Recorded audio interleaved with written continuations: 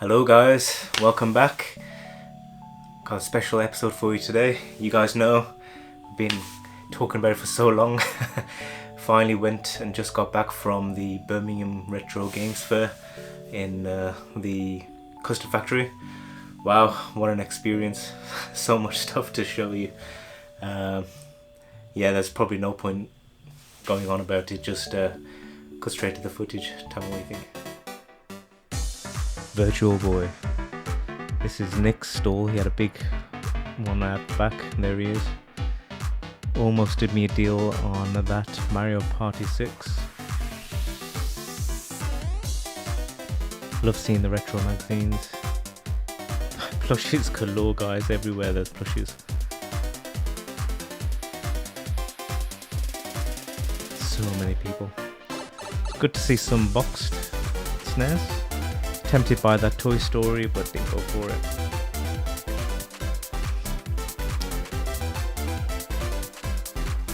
That Super Game Boy was pretty sweet as well.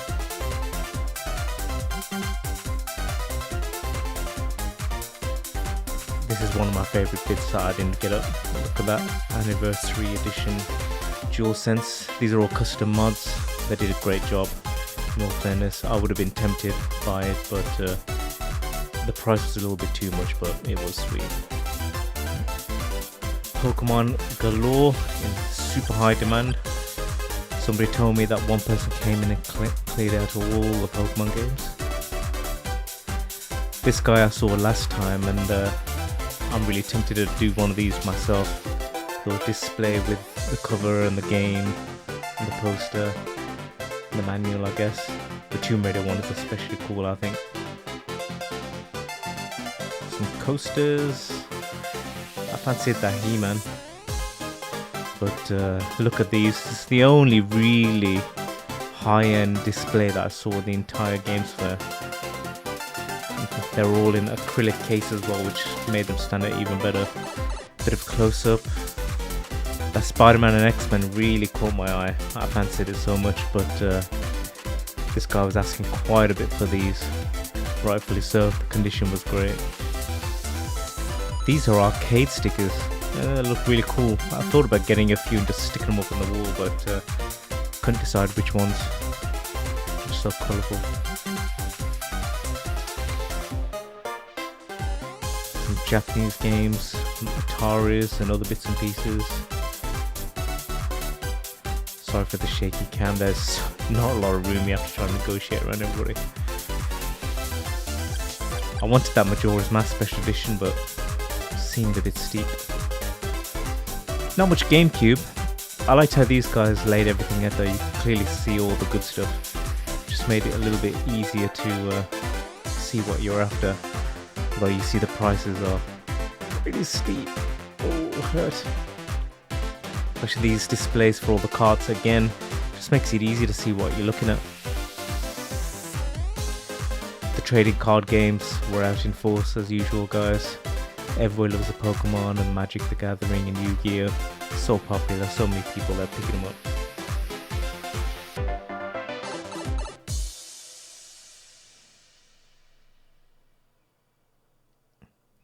Boxed NES, you don't see them that often. I just noticed that Gengar now. I would love to have had that Gengar actually.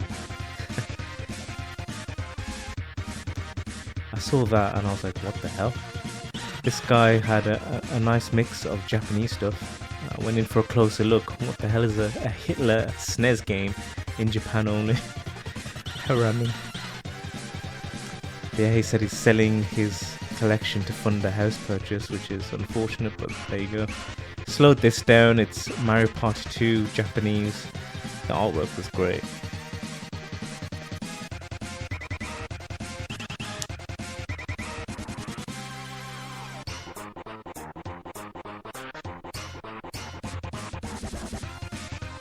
These guys are always here, rightfully so again. Do such a good job with these updated consoles. Look how bright and vivid the screens are. It just look fantastic. I keep on saying I need to do a few myself.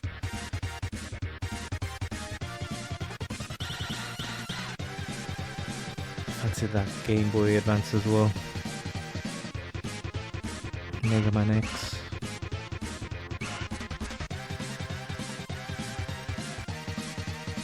Not that many quality titles there this time, which is a bit of a shame. Mega CD for 220. 60 gig PS3, nice. Not that much Lego this time. Usually you get quite a bit.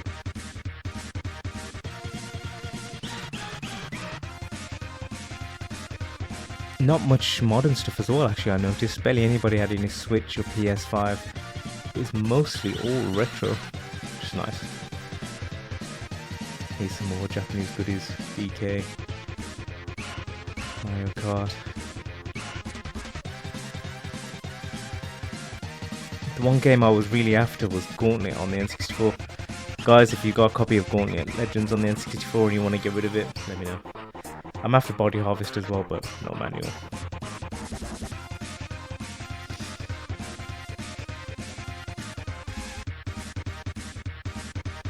Oof, that gold N64, 240 quid. That's not bad. Even the silver GameCube box was nice. This guys was selling these custom books. I was really tempted by both the SNES and the Game Boy, just to have on as a coffee book table, flip through and read. So awesome. Rarely you see the green N64, that was nice.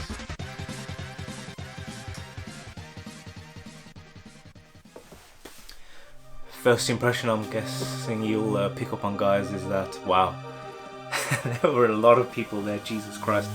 I think they went a bit OTT with the number of people that they let in at one point, because it was just like elbow to elbow pushing people out the way. That's, I guess, a bit of a soft criticism that they need to calm down in the number of people they let in, control a little bit, or either that, they just need to find a better, bigger place. I think everybody would benefit. I suppose you get more stores in there, but you get more space and more people as well. So yeah, let's get into it. The pickups. So in no particular order, although actually I'll save the best till last. Here's a quality game which I think we had when we were kids, but kind of lost it since. It is Ultimate Mortal Kombat 3 on the Mega Drive. Look at that. Sadly, it's missing the manual, the classic blue sleeve that everybody talks about. It's missing the manual, and you can see the gentleman wanted 50 quid for it.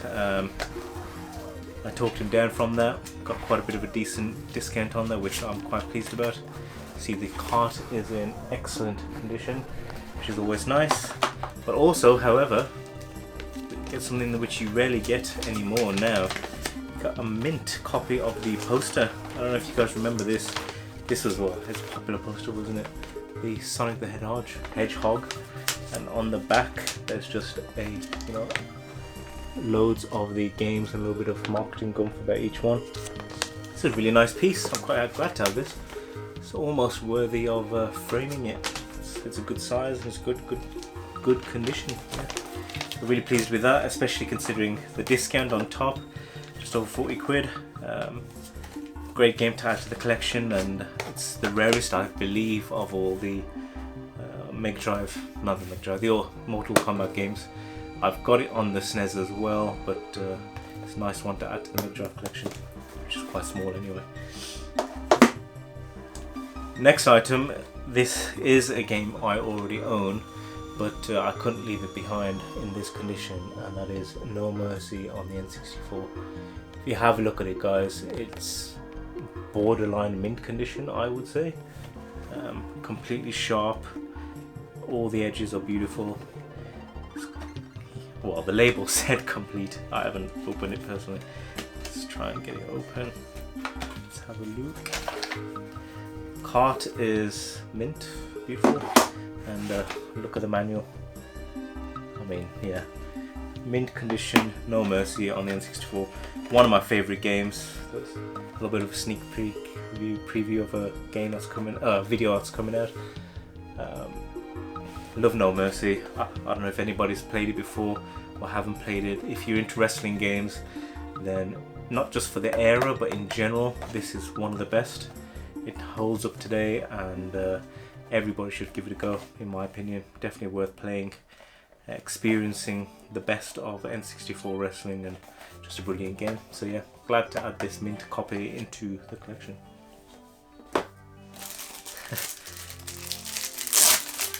Next, gotta give a special shout out to one of the loyal fans of the channel, and that is Tutti. A few weeks ago, I did a video where I was just showing all the boxed copies of games, well, box only games that I'd been picking up, and one of those was Banjo-Kazooie, and lo and behold, he gave me a manual of Banjo-Kazooie to help me complete the set. So I appreciate that, Tutti. You're a top bloke. It was good to meet you. Thanks for the shout out. Keep it retro, Roy. And yeah, I look forward to speaking to you again in the future. Maybe doing some business. Got a nice little stand. Yeah, good to out.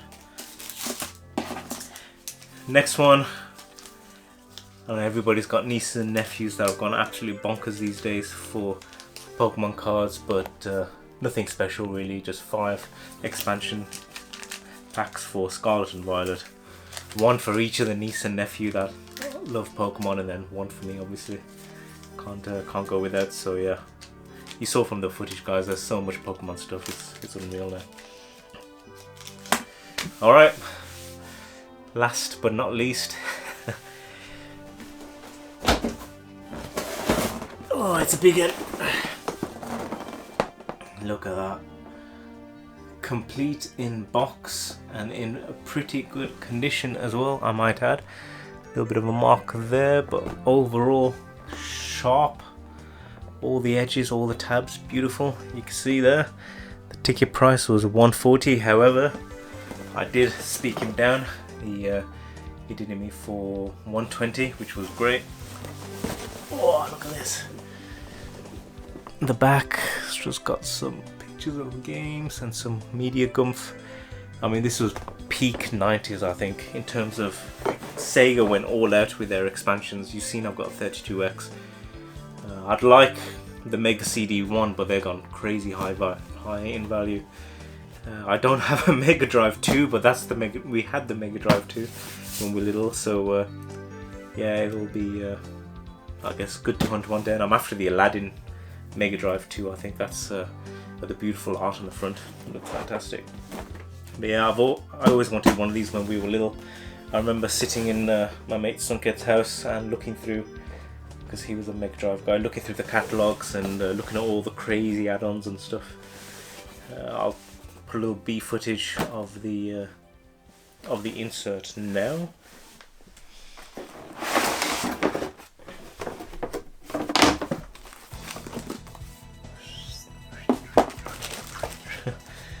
Registration card quality. Got the adapter.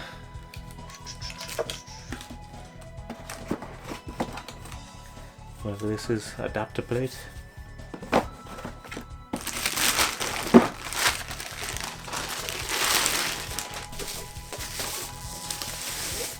Oh, look at that. Beautiful.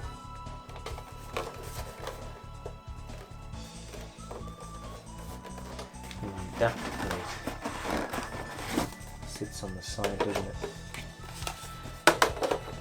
That goes there for the Mega Drive 1. And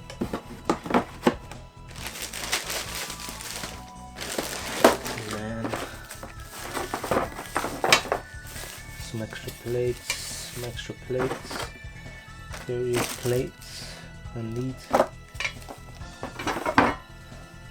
So overall, yeah, you saw some pretty cool pickups. What would I give as my review for the Birmingham Games Fair? I've already mentioned it was rammed. The stalls in general this year were okay. You saw there were quite a few nice little retro pieces that you don't see that often. There's that one guy that had them all lined up in the acrylic boxes. That was cool.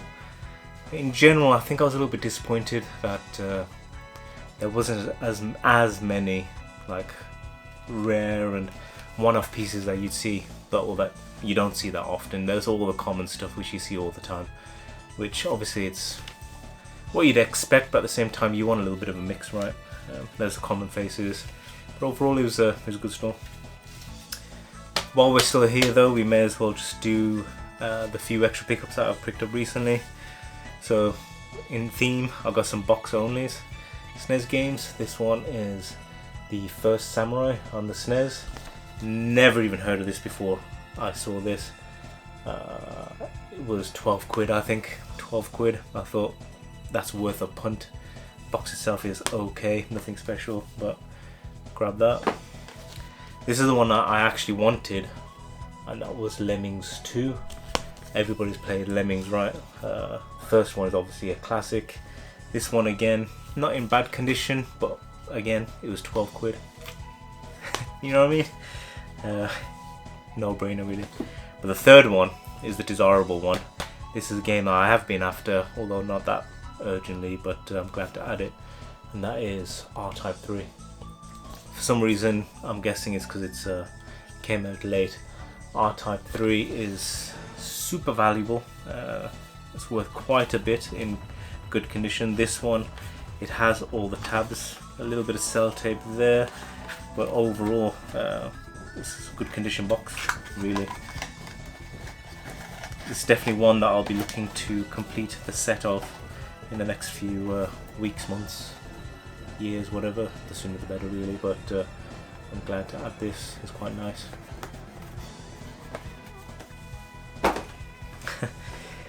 The last item that's worth mentioning is has got a bit of a story. So you know I like Lego, right? You've seen the Lego display. But this one is quite an obscure UCS. You don't see that often, and when you do see it, it's quite pricey. For me, it's special because of who it belongs to, but it is Darth Vader's TIE Advanced. Now, I already have this Lego set, right? And the story is that I saw it for sale in America, and I knew that it was going cheap. It was like 220 quid, which is half price of the UK, right? UK price.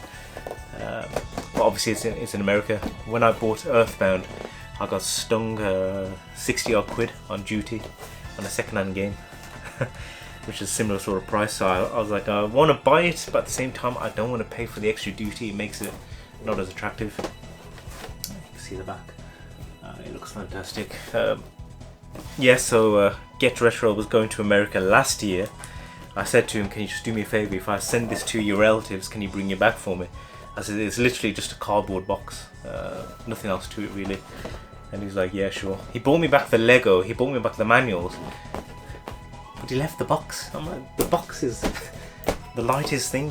You could just pack it with clothes and bring it back, but nevertheless, he went to America again and he brought it back at the same time that he bought the shirt. So yeah, glad to add this to the box Lego collection. Have for the Lego, keeping the box in relatively good condition, which this one is fundamental to its value. And yeah, I'm glad to add this back in the collection. So that's good.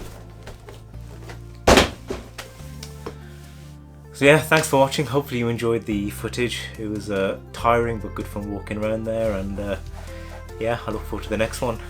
Me and my mate we were talking that it's so popular, we should just organise our own, right? Get some shops down there and yeah, get people to come down. It's crazy amount of people. I missed apparently both the Gebs and Get Retro were there. Not Get Retro, Retro Ghetto. They were both there, but I didn't see either of them. And so yeah, maybe I'll see them on the next one. Who knows? But yeah, hopefully you liked what you saw. If I'm tempting you to get into the retro collecting scene, you should just do it. It's such a good fun. You get to meet so many cool people. Shout out to the guy who recognised me from the channel. Yeah, keep it retro, guys, and we'll see you on the next one. Cheers.